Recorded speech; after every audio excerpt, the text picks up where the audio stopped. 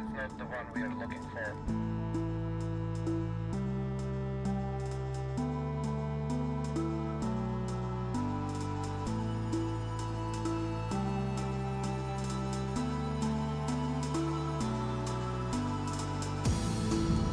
You nailed it.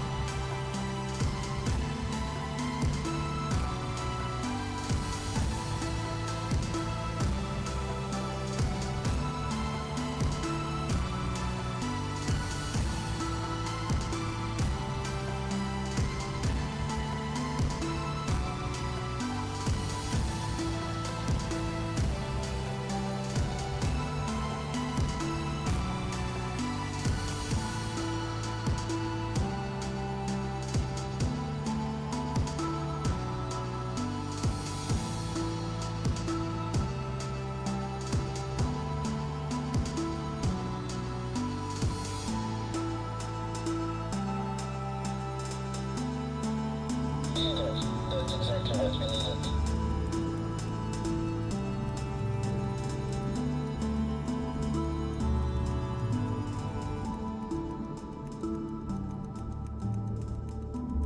You nailed it. Keep up the great work.